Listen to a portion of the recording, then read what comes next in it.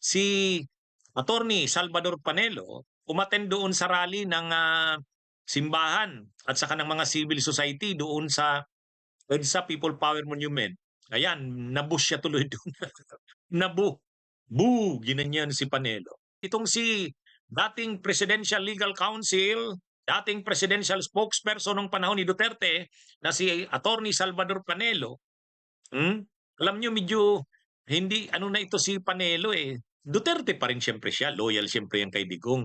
Pero maraming mga bagay na hindi na siya sang-ayon sa ginagawa ng mga kasamahan niya sa DDS o hindi siya sang-ayon kay Harry Roque. Hindi siya sang-ayon sa ilang mga leaders ng DDS. O ngayon, umattend siya dun sa rally ng ng civil society at saka ng simbahan. Yung sa EDSA People Power Monument na rally tungkol sa anti-corruption. O nandun siya. Katabi niya si Quezon City Mayor Duy Belmonte. Kaya lang ang problema, no, habang naglalakad siya, nagjo-join siya doon sa binus siya ng mga tao, sabi, boo. Talagang hindi pa rin matanggap si Panelo. Kahit na medyo critical na siya sa ilang ginagawa ng mga kasamahan niya sa kampo ng mga Duterte. Pero si Panelo, siyempre, Duterte supporter yan, die hard. Kaya lang, hindi niya lang kasundo sila Harry Roque kasi siyempre ang feeling niya sa sarili niya, mas magaling siya sa mga yun. Yung sila Vic Rodriguez, basta, hindi siya masyadong aktibo dito sa mga maisog na to, itong mga movements na binubuo ng mga DDS, hindi siya dyan. Sa tingin niya, mas magaling ako sa mga yan. Pero siyempre, pinagtatanggol niya si Duterte. Ano niya yan? Kaibigan niyang matalik yan.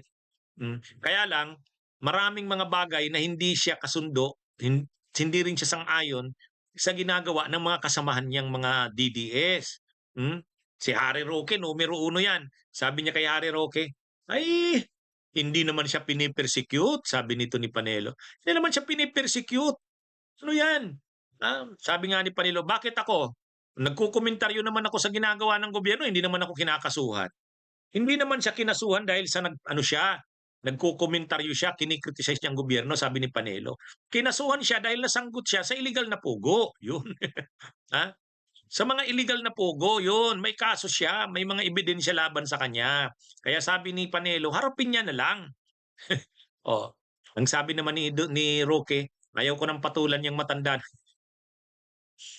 At kahit yung nangyari doon sa pagkatalo ni Kaufman, may komentaryo din doon si Panelo. Marami itong si Panelo na mga komentaryo sa mga grupo. Yung mga nananawagan ng kung ano-ano na people power na daw. Tulad niyan, kinikriticize niya rin yan sila Eric Celes. Kinikriticize niya yan. Kaya itong si Panelo, Duterte siya, kasi kaibigan niyang matalik si Duterte, pero nayayabangan sa kanya yung mga DDS na kasamahan niya eh. Pero si Panelo rin, hindi rin siya kumbinsido sa mga kasamahan niya. Kaya komentaryo siya ng komentaryo.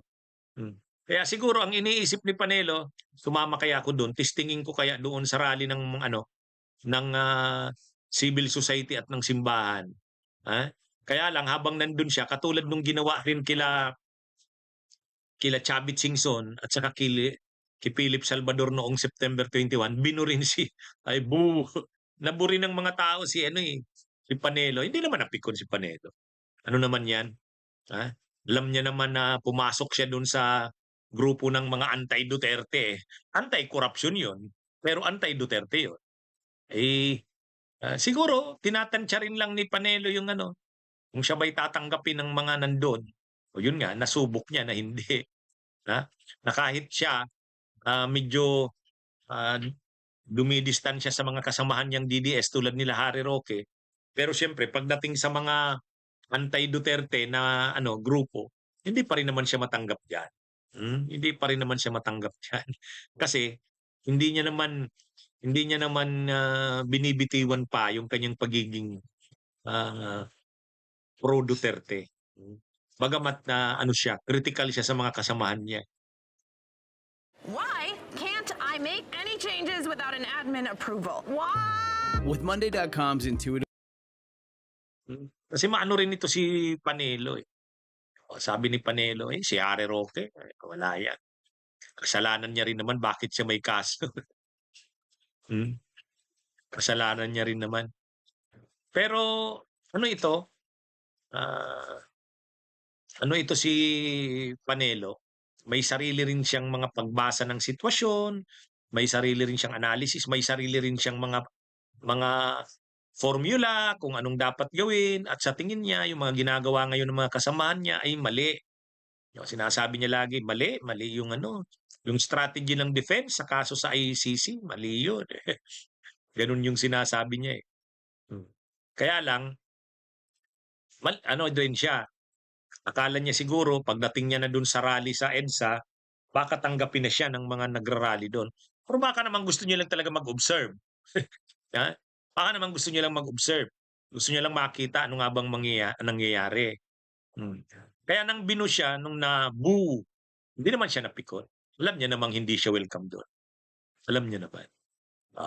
Kaya yan mga kabunyog, mga kababayan. Anyway, kung anong mangyayari sa kanya,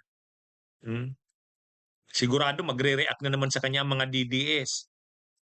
Sasabihin ng mga DDS. Actually, may nakikita na nga akong mga vlog eh. Sabi, Panelo, iniwan na ang mga Duterte. Na kay Marcos na. Actually, may mga interviews din ito sa media si Panelo na pinagtatanggol niya ang Marcos. Alam mo yung sabi niya, si PBBM hindi yan weak. Tingin ko hindi yan weak. Sabi niya, hindi yan mahina. Ipakulong mo si Kibuloy. Ipakulong mo, i-turn over mo sa ICC, si FPRRD. Hindi yan, hindi weak yan. Ano to si Panelo? Sabi ng mga parang Marcos na si Panelo iniwan na yata si Duterte. May mga ganyan. Kasi si Panelo rin kasi, ang tingin niya sa sarili niya, he is his own man. Si Duterte lang yung kanyang boss. Pero pagdating sa iba, wala. Mas magaling ako dyan. Ganun yan ang attitude ni Panelo eh. Kaya ito. Anyway, itong mga nakaraan, medyo siya eh. Hindi na siya masyadong palaban sa Marcos eh. Kaya may mga DDS na nagre-react. Ano ba si Panelo? Duterte, na ba? Iniwan na ang Duterte? Marcos na ba siya? May mga ganun. May ganung mga reactions ang DDS. Ano rin sa kanya, critical din sa kanya ngayon. Bunyog, bunyog, halikan na kasama ka. Bunyog, kapag buklod ay may pag-asa. Luzon, Visayas, Mindanao, isa ang pananaw. Sa bagong Pilipinas ang bunyog isisigaw. Bunyog.